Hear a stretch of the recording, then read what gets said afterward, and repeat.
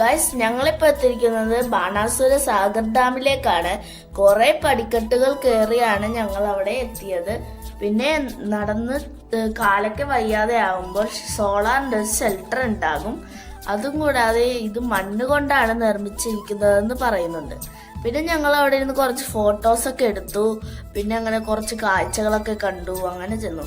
പിന്നെ അമ്മ കോളേജിൽ നിന്ന് പണ്ട് പോയപ്പോൾ ഇവിടെ ഇത്രയും വെള്ളമല്ല ഉണ്ടായിരുന്നത്, ഒരുപാട് വെള്ളം ഉണ്ടായിരുന്നെന്നാണ് പറഞ്ഞത്. കണ്ടോ ഗൈസ്, ഇപ്പൊ ഇനി ചൂടിനെ കുറിച്ച് ഞാൻ പറയണ്ടല്ലോ, ഇപ്പൊ ഡാം വരെ വറ്റിപ്പോയി.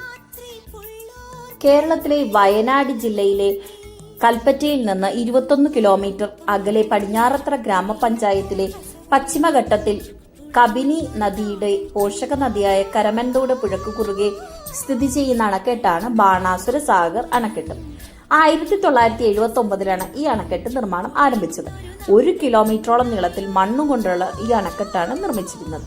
കുറ്റ്യാടി ജലവൈദ്യുതി പദ്ധതിയിലേക്ക്, അതായത് കക്കയം ഡാമിലേക്ക് ജലം എത്തിക്കുക എന്നതും വരണ്ട കാലാവസ്ഥയിൽ ഈ പ്രദേശത്ത് ജലസേചനം എത്തിക്കുക എന്നതുമാണ് ബാണാസുര സാഗർ ജലസേചന പദ്ധതിയുടെ ഒരു ലക്ഷ്യമായിട്ട് കണക്കാക്കിയിരുന്നത്. കുറ്റ്യാടി സ്പിൽവേ അണക്കെട്ട്, Kosani saddle dam, Kottagiri saddle dam, near Kottagiri saddle dam, Kuttiyadi saddle dam, Nayanmula തടയണ, മാഞ്ഞൂര തടയണ എന്നീ 7 ചെറിയ അണക്കെട്ടുകളും ഈ പദ്ധതിയുടെ ഭാഗമാണ്. സ്പിൽവേ ഡാം വഴിയാണ് വെള്ളം തുറന്നു വിടുന്നത്. മണ്ണുകൊണ്ടുള്ള ഇന്ത്യയിലെ ഏറ്റവും വലിയ അണക്കെട്ടും ഏഷ്യയിലെ 2ാമത്തെ വലിയ അണക്കെട്ടുമാണ് ബാണാസുര സാഗർ ഡാം. വലിയ പാറകളും കല്ലുകളും മണ്ണുമാണ് ഇതിനായി ഉപയോഗിച്ചിരുന്നത്.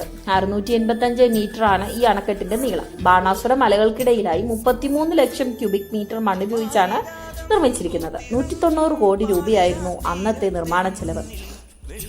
1979 ആദ്യ അണക്കെട്ട് പണിതീർന്നത്.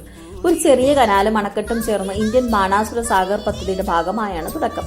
പ്രധാന ലക്ഷ്യം കോഴിക്കോടുള്ള കക്കയം അണക്കെട്ടിലേക്ക് വൈദ്യുതി ഉൽപ്പാദിപ്പിക്കാനായി ജലം എത്തിക്കുകയും ജലസേചനത്തിന് ഉപയോഗിക്കുക എന്നതുമായിരുന്നു ലക്ഷ്യം. ഇന്ത്യയിലെ ആദ്യത്തെ അണക്കെട്ടിന് മുകളിലുള്ള സൗരോർജ്ജ പാനലുകൾ സ്ഥാപിക്കപ്പെട്ടത് ഇവിടെയാണ്.